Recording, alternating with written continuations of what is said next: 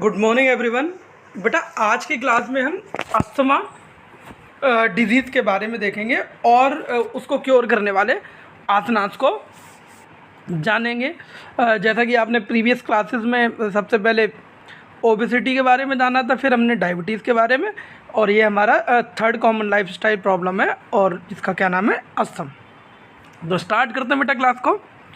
देखिए, asthma is a chronic disease involving airways in lungs.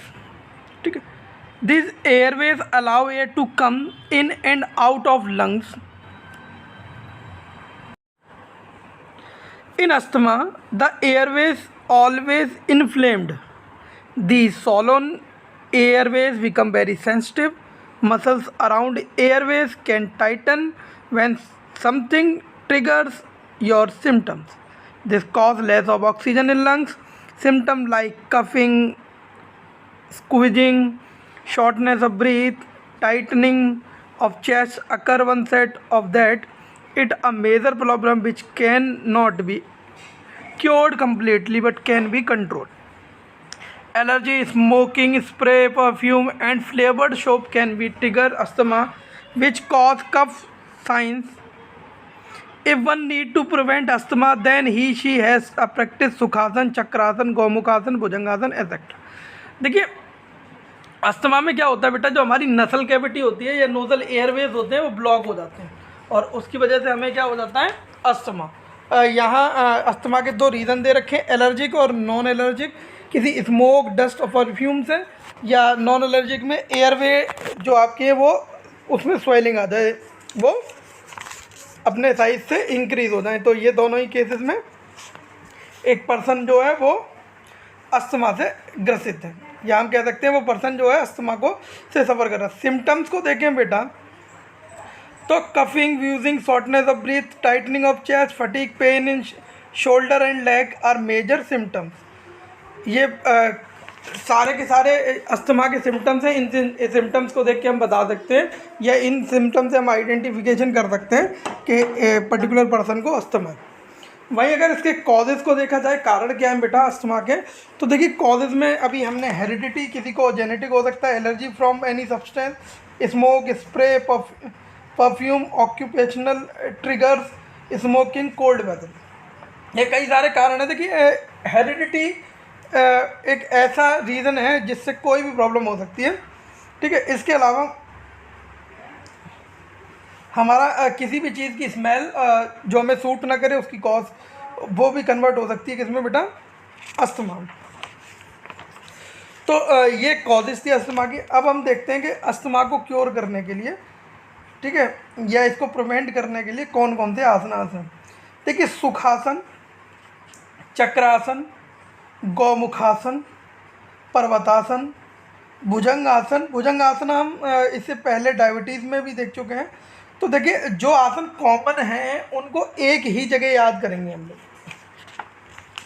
ठीक है, तो हम चाहें तो एक टेबलर फॉर्म में भी, इस चैप्टर को बाद में बताऊंगा कि टेबलर फॉर्म में जब हम चैप्टर को कन्वर्ट करेंगे बेटा, तो आपके एग्जामिनेशन पॉइंट ऑफ व्यू से 4 या 5 आसनास रह जाएंगे याद करने के लिए कंपाइल करके।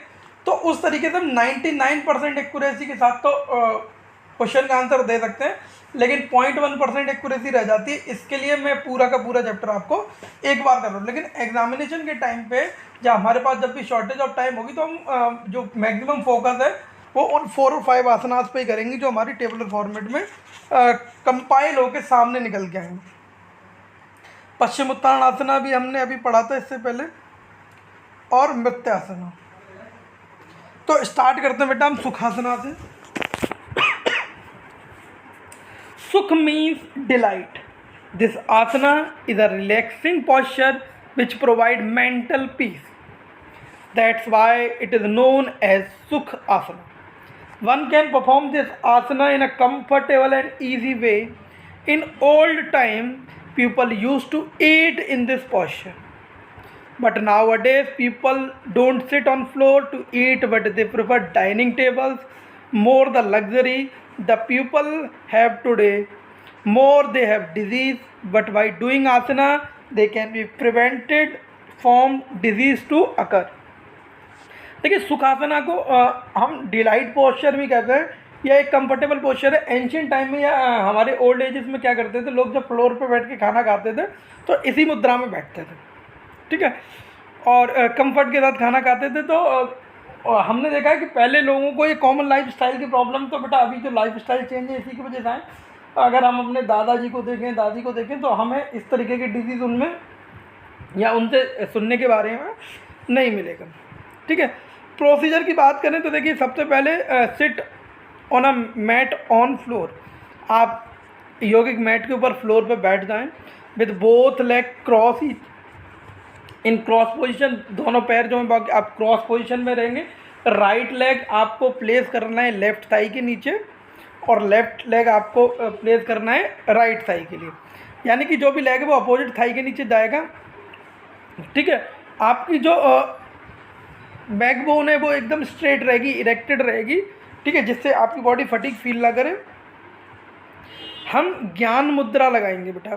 ज्ञान मुद्रा क्या होता है, आप अपनी जो नियरेस्ट फिंगर है, देखिए सबसे पहले थंब है, थंब के बाद आपकी इंडेक्स फिंगर है, इंडेक्स के बाद मिडिल, मिडिल के बाद रिंग, और रिंग के बाद बेबी फिंगर। तो आपकी जो इंडेक्स फिंगर है उसकी टिप को आप अपने थंब के टिप से ज्वाइन कराएंगे, तो दैट मुद्रा इज़ नोन एज ज्ञान मुद्रा, ठीक है। ये मेडिटेशन के लिए या मेंटल एबिलिटीज़ को इम्प्रूव करने के लिए एक बहुत ही अच्छा मेथड है।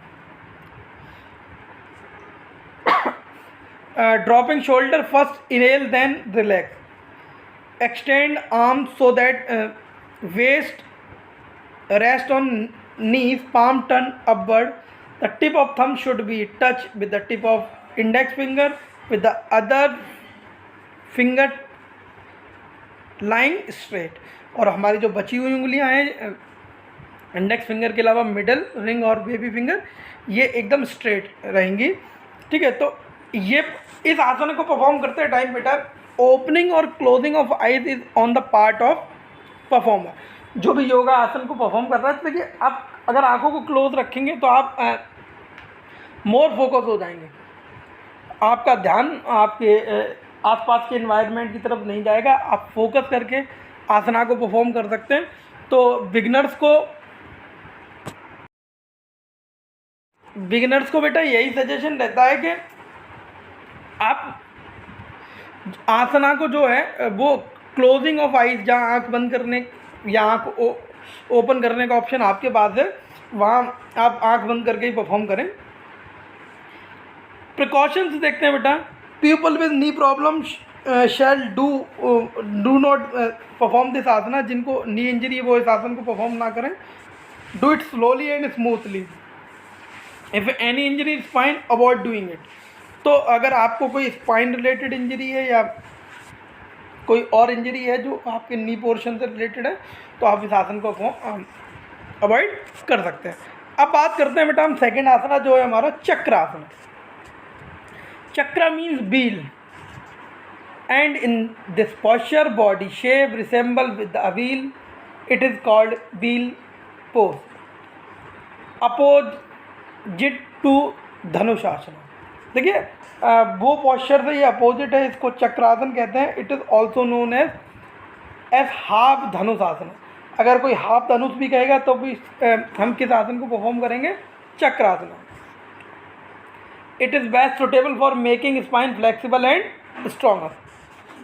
देखिए चक्र का मतलब होता है पहिया, तो हमारी जो बॉडी शेप है वो एक व्हील की शेप में आ जाएगी, इस वजह से इस आसन को हम चक्रासन कहते हैं, या हाफ वो आसना कहते हैं, या हाफ धनुष आसन कहते हैं। देखिए धनुष आसन इसके अपोजिट परफॉर्म होता है। दोनों में मैं अगर डिफरेंस बताऊं तो देखिए आप जब सुपाइन पोजीशन में लेटेंगे तब चक्रासन को परफॉर्म करेंगे, और प्रोन पोजीशन में लेटेंगे तो आप धनुष आसन को परफॉर्म करेंगे। ये एक बेसिक डिफरेंस है दोनों में। देखते हैं बेटा चक्रासन का procedure. Lie on your back, bend both knees touching बटक, keep both feet apart, bend both arm, keep them around shoulder, finger pointed towards shoulder, raise body on arms and foot slowly, keep 1.5 feet distance between palm, foot and head, between hand, stretch body in upside so that a bigger arch is made. Maintain the position for 5 to 10 seconds. Came back slowly in original position. Repeat 2 or 3 times. तो इस आसना को आप 2 से 3 बार perform कर सकते हैं। Subject जो है वो बेटा सुपाइन पोजीशन में लेटेगा, उसके बाद वो अपने दोनों पैरों को अपने बटक रीजन के पास लेके आएगा, दोनों हाथों को अपने शोल्डर के पास लेके आएगा और अपनी बॉडी को अपवर्ड रेज करेगा। ठीक है, तो जो पोजीशन या शेप बन के आएगी बॉडी की, वो शेप कहलाएगी हमारे लिए चक्र आसना।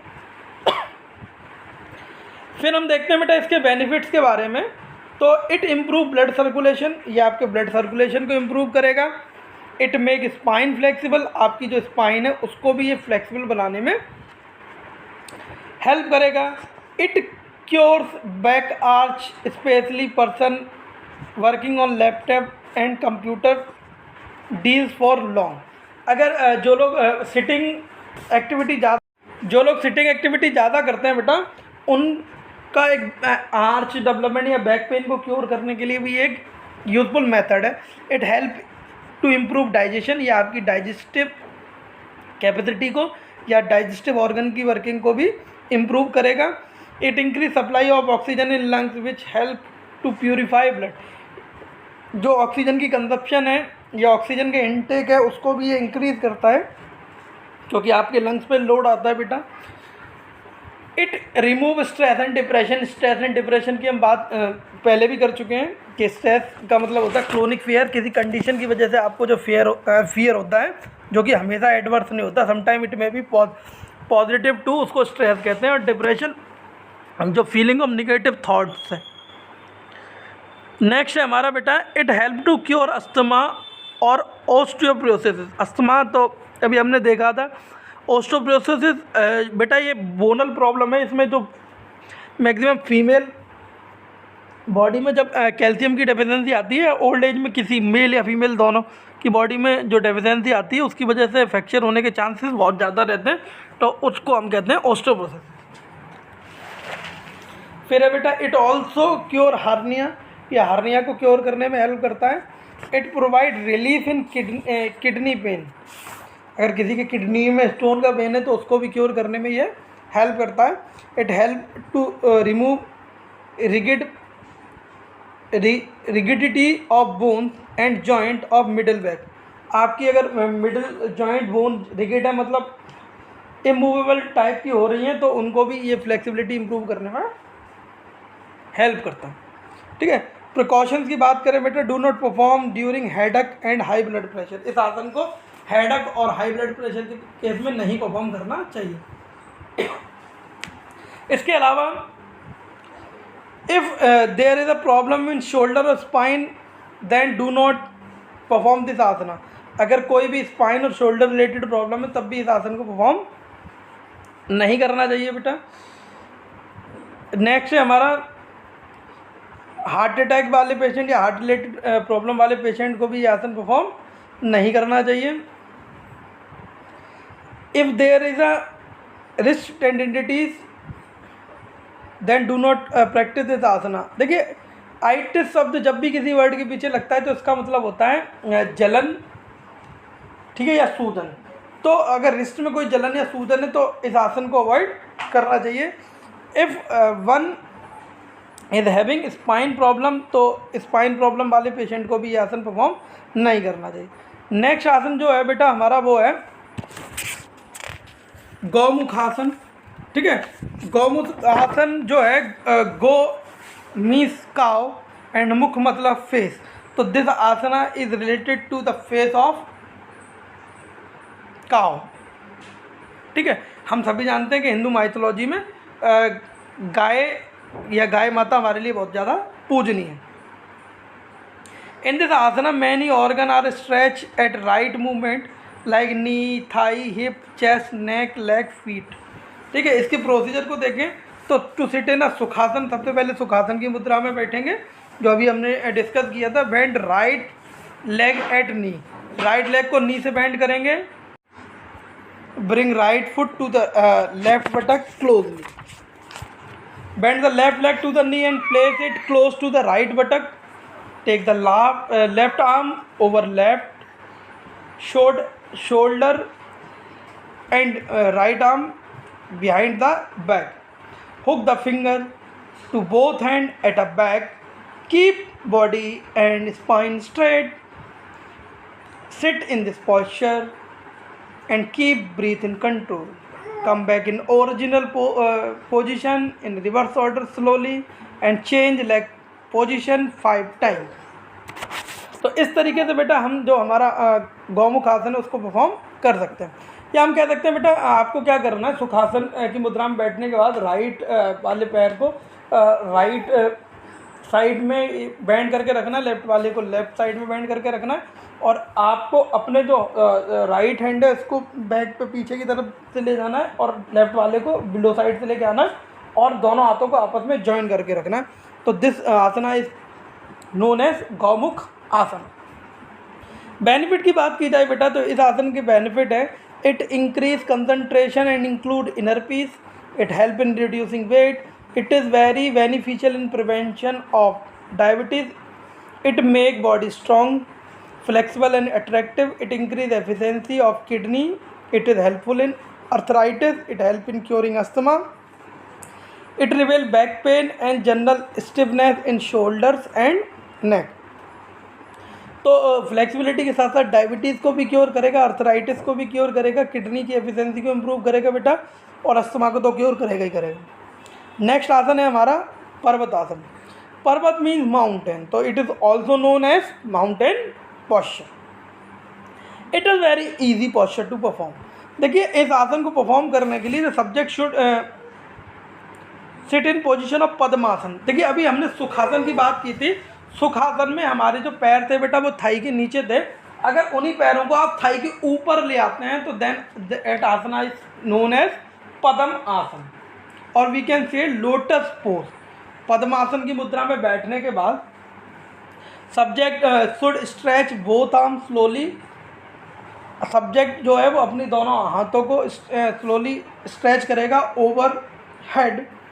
After let your palm touch each other, फिर दोनों पाम हथेलियों को एक साथ जोड़ेगा, और अगर आप देखेंगे तो जो बॉडी की शेप है बेटा, बॉडी की शेप जो है वो माउंटेन की तरह दिखेगी, जैसे कि आप डायग्राम में देख पा रहे हैं। जो ट्रेनी है या जो परफॉर्मर जो एक्टिविटी परफॉर्म कर रहा है उसकी बॉडी शेप वो एक माउंटेन की तरह नज़र आ रही है, ठीक है।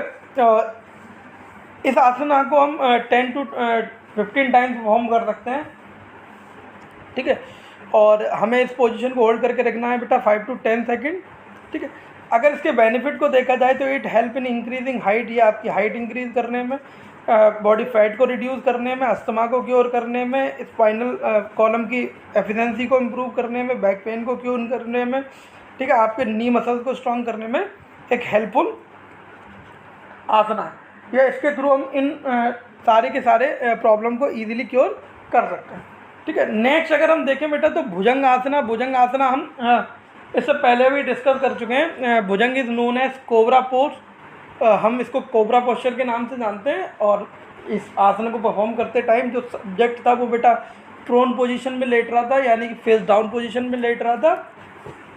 आफ्टर दैट वो अपर बॉडी को रेज कर रहा था, और उसकी बॉडी जो शेप थी वो एक स्नेक की तरह नज़र आ रही थी। जैसे ही स्नेक अपना फन निकालता है इसी तरीके से आपकी बॉडी की जो शेप है वो हो जाती है, ठीक है। नेक्स्ट है हमारा पश्चिम उत्तान आसना। पश्चिम उत्तान आसना भी हम डिस्कस कर चुके हैं बेटा। पश्चिम उत्तान आसना में मैंने आपको बताया था कि पश्चिम उत्तान आसन परफॉर्म करते टाइम हम जो है अपने दोनों पैरों को स्ट्रेट करके बैठते हैं और अपनी जो बॉडी है उसको फॉरवर्ड बेंड करते हैं, ठीक है, और इंडेक्स फिंगर से अपने जो टोस हैं उसको टच करते हैं और नी को अपने फोरहेड को नी से टच कराते हैं विदाउट बेंडिंग नीज, ठीक है। तो इस पोजीशन को हमने क्या नाम दिया था? पश्चिम उत्तानासन। अगर इसी आसन को हम खड़े होकर लगाएंगे तो ये आसन हमारे लिए कहलाएगा पदहस्त आसना। तो आपको मैक्सिमम क्या याद रखना है बेटा, शेप ऑफ बॉडी की हमारी किस तरीके की शेप रहेगी किस आसन को परफॉर्म करते टाइम, ठीक है। तो इसके बेनिफिट और कंट्राडिक्शन हम देख ही चुके थे, या कंट्राडिक्शन को हम प्रिवेंटिव मेजर भी कह सकते हैं, ठीक है। नेक्स्ट हमारा जो आसन है बेटा वो है मृत्यासन। ठीक है, मृत्यु मतलब डेथ, ठीक है, सॉरी, मृत्यासन, मृत्य संस्कृत वर्ड है जिसका मतलब होता है फिश, तो फिश पॉस्चर। ठीक है, एंड इसके अगर प्रोसीजर की बात की जाए तो सबसे पहले हम पद्मासन की मुद्रा में बैठेंगे बेटा। फिर हम पद्मासन की मुद्रा, अभी मैंने बताया था आपके जो दोनों पैर है वो थाई के ऊपर की तरफ रहेंगे। फिर हम अपने पीठ के बल लेट जाएंगे, लाई ऑन बैक। ठीक है, फिर हम नेक की हेल्प से या अपने बैक हेड की हेल्प से बॉडी को थोड़ा सा रेज करेंगे और जो पोजीशन बन के आएगी बेटा वो कहलाएगी हमारी मृत्यासन। देखते हैं बेटा प्रोसीजर को। Sit in padmasana position, lie down on back taking support of both elbows, lift your neck and chest slightly, back should be arched and raised from ground, bend your head back and place head on floor, make hook with index finger to both hand and clap big toes with hook position, practice it 1 to 5 minutes, came back to original position during using elbows. While doing this asana breath control या keep control over breath. तो इस आसना की help से आप, तो ये बेटा procedure है मृत्यासना को परफॉर्म करने का। ठीक है ना, अगर हम बात करें बेटा बेनिफिट की, तो it provide relief in back arch में या नी पेन में रिलीफ प्रोवाइड कराएगा। It also help in I related problem, आप अगर किसी को विजन प्रॉब्लम है, आई रिलेटेड कोई भी प्रॉब्लम है तो उसको भी क्योर करता है। इट रिड्यूस स्किन डिजीज़, आपकी जो स्किन रिलेटेड प्रॉब्लम है उसको भी ये क्या करता है, क्योर करता है। It provide flexibility for shoulder flexibility को इम्प्रूव करता है, या राउंड शोल्डर की जो प्रॉब्लम है उसको क्योर करने में हेल्प करता है। It help in preventing diabetes, ये डायबिटीज़ को प्रिवेंट करने में हेल्प करता है। It perfect for management of asthma, ये अस्थमा को क्योर करने के लिए एक बहुत ही कारगर आसन है। इट क्योर रेस्पिरेटरी प्रॉब्लम, जो आपके लंग्स रिलेटेड प्रॉब्लम है, रेस्पिरेटरी सिस्टम से रिलेटेड प्रॉब्लम है, उनको भी बेटा ये क्योर करता है। It help to reduce fat on abdomen, it reduce the fat of abdomen, आपके जो एब्डोमेन का फैट है उसको रिड्यूस करने में काम आता है। It help to expand lungs which inherent airways to open, it control thyroid and parathyroid hormone, ये हमारी थायराइड और पैराथायराइड हार्मोन को भी कंट्रोल करता है, यानी कि जो थायराइड के पेशेंट हैं उनके लिए भी एक यूज़फुल आसन है। इस आसन की हेल्प से लोग अपनी थायराइड को भी कंट्रोल कर सकते हैं। ठीक है, थायराइड ग्लैंड हमारी मास्टर ग्लैंड है, जो बाकी सारी वो थायराइड ग्लैंड जो हमारी बॉडी में है वो हमारे लैरिक्स रीजन के नीचे होती है, गले में होती है, तो ये आपकी रेस्पिरेटरी प्रॉब्लम के साथ साथ क्योर हो जाती है। वहीं अगर कंट्राडिक्शन की बात की जाए बेटा, तो एम्प्टी स्टमक, खाली पेट इस आसन को परफॉर्म नहीं करना चाहिए। Child below 14 shall not exceed to final position, जिनकी एज 14 से कम है उन लोगों को इस आसना को ज़्यादा स्ट्रेच नहीं करना चाहिए। बीपी की प्रॉब्लम में इसको परफॉर्म ना कर रहे हैं, हार्निया, कार्डियोवैस्कुलर डिजीज़, ऑर्थराइटिस की प्रॉब्लम में इसको परफॉर्म ना करें। ठीक है, अर्थराइटिस क्या होता है बेटा, आपकी जो नीज होती है, इस नीज में पेन होने लगता है, तो वो प्रॉब्लम क्या कहलाती है हमारे लिए, अर्थराइटिस। ठीक है, अदर प्रिकॉशन की बात की जाए, ओवरऑल प्रिकॉशन की अगर बात की जाए बेटा, तो ओवरऑल प्रिकॉशन में क्या है, formulate and follow a plan. सबसे पहले हमें एक प्रॉपर प्लान बनाना है, डॉक्टर से कंसल्ट करना है, मेडिकेशन लेना है, यानी प्रॉपर मेडिकल ट्रीटमेंट लेना है। ठीक है, और उसके साथ साथ हमें क्या परफॉर्म करना है, यौगिक आसना। टेक प्रिस्क्राइब मेडिसिन ओनली, सिर्फ और सिर्फ वही दवाई लें जो डॉक्टर आपको प्रिस्क्राइब करके दे, या किसी की बात सुन के या हम कोई भी मेडिकल ट्रीटमेंट ना लें। प्रॉपर वैक्सीनेशन, अगर कोई वैक्सीनेशन है तो टाइमली वैक्सीनेशन कराएं। ठीक है, वैक्सीनेशन एक हेल्पफुल मेथड है किसी भी डिजीज़ को क्योर करने के केस में। नेक्स्ट है चेक अप ब्रीथिंग, अपनी ब्रीथिंग को रेगुलर बेसिस पे चेकअप करते रहें, जिससे ये प्रॉब्लम ऑटोमेटिक आपको इफ़ेक्ट नहीं करेगी। Avoid triggers, virus, flu, sunlight, smoking. ठीक है, ऐसी जगह को अवॉइड करें जहाँ ब्रीथिंग प्रॉब्लम या ऑक्सीजन की डेफिशिएंसी है। ठीक है, मैक्सिमम प्राणायाम को परफॉर्म करके भी हम इस प्रॉब्लम को क्योर कर सकते हैं। प्लान फॉर इमरजेंसी सिचुएशन, अगर कोई इमरजेंसी सिचुएशन है तो उसके लिए प्लान बनाएं। तो बेटा आज की क्लास में इतना ही। हम अब मिलते हैं हमारी नेक्स्ट वीडियो में हाइपरटेंशन के साथ। तब तक के लिए goodbye, have a nice day.